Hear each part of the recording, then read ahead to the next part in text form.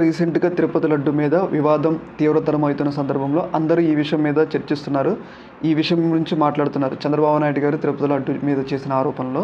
అందులో భాగంగా ఆంధ్రప్రదేశ్ రాష్ట్రానికి సీఎస్‌గా పనిచేసిన మాజీ ఐఏఎస్ ఐవైఆర్ కృష్ణారావు గారు స్పందించారు. ఆయన ఎలా స్పందించారో, తిరుపతి లడ్డు మీద ఆయన చేసిన వ్యాఖ్యలు ఏందని మనం ఇప్పుడు తెలుసుకుందాం. బట్ ఇది మాత్రం నేను నమ్మటం లేదు. ఈ ఈ ఒక్క ఎలిగేషన్ మాత్రం జరిగి ఉండదని అనుకుంటున్నాను. ఎలిగేషన్ హైయెస్ట్ పొలిటికల్ లెవెల్లో వచ్చింది కాబట్టి తప్పకుండా దీనిని పూర్తి స్థాయిలో విచారించి పూర్వాపరాలను నిర్ధారించి కన్సర్న్ వాళ్ళ మీద చర్యలు తీసుకోవాలి. ఒకవేళ ఇది నిజం కాదు అనుకో, దెన్ ముఖ్యమంత్రి గారు తప్పకుండా ప్రజలందరికీ క్షమాపణ చెప్పాల్సిన అవసరం ఎంతైనా ఉన్నది. ఎందుకంటే చాలా మేజర్ అలిగేషన్ భక్తుల భావాలు, మనోభావాలతో ముడిపడినటువంటి అంశం.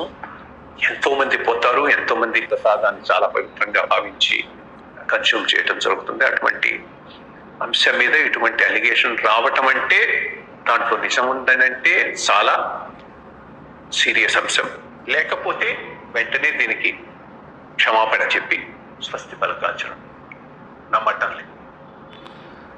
చూశారు కదా, మాజీ ఐఏఎస్ అలాగే ఆంధ్రప్రదేశ్ రాష్ట్రానికి చంద్రబాబు నాయుడు ఉన్నప్పుడు సీఎస్గా పనిచేసిన వ్యక్తి కృష్ణారావు గారు, ఐవైఆర్ కృష్ణారావు గారు రీసెంట్గా చంద్రబాబు నాయుడు గారు చేసిన వ్యాఖ్యల్ని ఉద్దేశించి ఆయన కొన్ని మాట్లాడారు. అంటే నిజంగా ఈ యొక్క ఎంటైర్ లడ్డు ఎపిసోడ్లో ఇక్కడైతే కల్తీ జరగదని నేను అనుకుంటున్నా. కాకపోతే ఒకవేళ జరిగితే మాత్రం కఠినంగా శిక్షించాలి.